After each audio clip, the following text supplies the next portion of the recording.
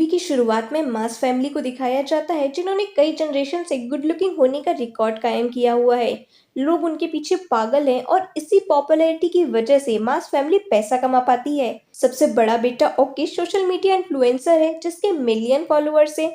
वो एक लव गुरु है जो अपने ज्ञान से क्रश को इम्प्रेस करने के तरीके लोगों को बताकर उनकी हेल्प करता है।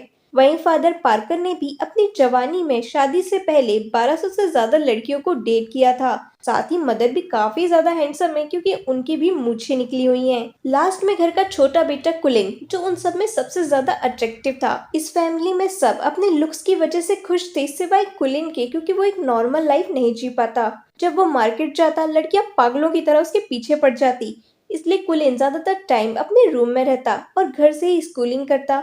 उसके कोई दोस्त नहीं थे सिवाय एक फिश के जिसके साथ वो खाली टाइम में कार्ड खेलता था। कुलिन को फिश से बात करता देख उसकी फैमिली को टेंशन होने लगती है। वो लोग चाहते थे कुलिन नॉर्मल टीनेज लाइफ जिए, इसलिए वो अपनी तरफ से उसकी मदद करने की पूरी कोशिश करते हैं। फादर कुलिन को बास्केटबॉल क्लब ज्वाइन करने कहते हैं और ओकिस उसे डेट के लिए लड़कियों की पिक्स दिखाता है। बट कुछ भी कुलिन को घर के बाहर जाने के लिए मोटिवेट नहीं करता। एट लास्ट कुलिन की फैमिली उसके सामने फाइनेंशियल प्रॉब्लम का नाटक करती है। उसके मॉम डैड ऐसा शो करते हैं घर में पैसों की बहुत कमी है और वो लोग होम स्कूलिंग का खर्च अफोर्ड नहीं कर पाएंगे। इसलिए कुलिन डिसाइड करता है वो नेक्स्ट सेमेस्टर से नॉर्मल स्टूडेंट की तरह स्कूल जाएगा।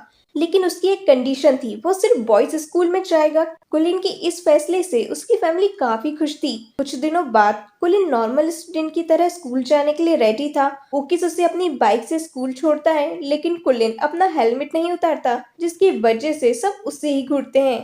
क्लास का बुली बॉय सिटी कुलिन को अपनी सीट से हटा देता है। तभी टीचर भी क्लासरूम में आ जाती हैं और वो कुलिन को हेलमेट उतारने कहती हैं। जैसे ही कुलिन हेलमेट उतारता है उसका हैंडसम फेस देखकर टीचर वहीं बेहोश हो जाती है और उन्हें हॉस्पिटल ले जाया जाता है। ये देखकर कुलिन वहां से भागने लगता है। तभी बुली बॉय सिटी उसे पकड़ लेता है और अपना इंट्रोडक्शन ऐसे देता है जैसे कोई सुपर हीरो हो। सिडी कुलिन से हेल्प मांगता है क्योंकि उसे अपने पास की ही स्कूल की एक लड़की अमेंडा के साथ प्रॉम में जाना है। इस वजह से वो लगातार 3 साल से फेल होकर एक क्लास में ही है। अमेंडा सिर्फ हैंडसम लड़कों के प्रपोजल एक्सेप्ट करती है, इसलिए सिडी कुलिन से कहता है जाकर अमेंडा को मेरा प्रपोजल दे दो और वो उसके साथ एक सीधे साधे लड़के कीबो को जाने कहता है। कुलिन कीबो के साथ सिडी की कंप्लेंट करने के लिए प्रिंसिपल ऑफिस जाता है बट प्रिंसिपल खुद अपने बेटे सिडी के लगातार फेल होने से परेशान है, इसलिए वो कुलिन से कहते हैं वो वही करे जो सिडी कहता है। नेक्स्ट डे दोनों बीबीएम स्कूल जाते हैं जो कि एक गर्ल्स स्कूल है। वहाँ लड़कियां स्मेल कर लेती हैं यहाँ कुछ लड़कियां हैं और वो सब इकट्ठी होकर उन्हें बाहर निकलने को कहती हैं क्योंकि यहाँ अगली लड़के बिल्कुल भी अलाउड नहीं थे। वो बार बार कुलिन से अपना हेलमेट निकालने के लिए कहती हैं। कुलिन के हेलमेट उतारते ही तेज रोशनी निकलती है और टीवी न्यूज में बताते हैं बीबीएम स्कूल की कुछ लड़कियां रो रही हैं, कुछ की नाक से खून आ रहा है, कुछ बेहोश हो गई हैं, वहीं कुछ को मिर्गी के दौरे पड़ने लगे हैं और कुछ लड़कियां पोजेस्ड हो गई हैं। इन शॉर्ट पूरी सिटी को पता चल चुका है कि कुलिन कितना ज्यादा हैंडसम है। ये न्यूज अमेंडा भी देख रही थी और उसे लगता है फाइनली मुझे मेरी बराबरी का हैंडसम लड़का मिला जिससे मैं इम्प्रेस करके रहूंगी। वहीं दूसरी तरफ कुलिन की पॉपुलैरिटी की वजह से लड़कियां लाइन लगाकर उसके घर का होम टूर लेने आती हैं और मास फैमिली होम टूर के बदले पैसे चार्ज करती है। ये सब कुलिन न्यूज में देख रहा था। उसे बहुत बुरा लगता है क्योंकि उसकी फैमिली ने पैसों के लिए उसे बेच दिया। कुलिन की फैमिली उसे वीडियो कॉल करती है बट कुलिन कहता है मैं कभी घर नहीं आऊंगा। तभी कुछ लड़कियां उसकी फिश को भी गिरा देती हैं। ये देखकर कुलिन का दिल टूट जाता है और वो लोगों से छुपते हुए वहां से भागने लगता है। वो एक छत पर था तभी एक लड़की उससे पूछती है क्या तुम छत से कूदकर सुसाइड करने वाले हो। उससे कुलिन के हैंडसम होने से कोई फर्क नहीं पड़ता, वो बिल्कुल नॉर्मल थी। ये देखकर कुलिन का दिल धड़कने लगता है। कुलिन कीबो के घर आता है जहाँ कीबो की दादी कुलिन का वेलकम करती हैं। कीबो के रूम में जाने पर कुलिन देखता है वहाँ बहुत सी चीजें हैं जो उसे पसंद है, मतलब काफी हद तक दोनों की पसंद एक जैसी है। नेक्स्ट डे दोनों वापस स्कूल जाकर अमेंडा से मिलते हैं और सिटी की प्रपोजल फाइल उसे देते हैं। अमेंडा कुलिन को देखकर ऐसा बिहेव करती है जैसे कुलिन के हैंडसम होने से उसे कोई फर्क नहीं पड़ता, लेकिन कुलिन के जाते ही उसकी नोज से ब्लीडिंग होने लगती है। जाते वक्त कुलिन अपने क्रश को देखता है बट इतनी लड़कियों से घेरे होने की वजह से वो उसे नहीं मिल पाता। अगले कुछ दिनों में कीबो और कुलिन बेस्ट फ्रेंड बन जाते हैं। एक दिन कीबो कुलिन को फटशल खेलने के लिए ले जाता है जहां वो अक्सर अपने क्रश से मिलने जाता था। वहीं कुलिन को वो लड़की शॉप पर काम करते हुए दिखती है। तभी कीवो वहां आकर रेरे को कुलिन से इंट्रोड्यूस कराता है। रेरे और कीबो बहुत अच्छे दोस्त हैं और कीबो उसे पसंद भी करता है। ये बात जानकर कुलिन जेलस फील करता है। उसे कुछ समझ नहीं आता वो रेरे को इम्प्रेस करने के लिए क्या करे। इसलिए वो ओकिस को कॉल करके एडवाइस लेता है और नेक्स्ट डे ओकिस से मिलने जाता है, जहां ओकिस फूट फूट कर रोने लगता है क्योंकि वो कब से इस दिन का इंतजार कर रहा था। जब वो अपने भाई को लव एडवाइस दे रहा था, उनके पेरेंट्स भी चुपके से कुलिन को देखने आए थे। कुलिन अपनी फैमिली को माफ कर देता है क्योंकि अगर वो ऐसा नहीं करते तो कुलिन कभी रेरे से नहीं मिल पाता। अब कुलिन वो सब करने लगता है जो किसने करने को कहा, बट इससे कोई फायदा नहीं होता। Next day Amanda boys school आकर कुलिन को अपने बर्थडे पर इनवाइट करती है और उसे एक आईफोन भी गिफ्ट करती है।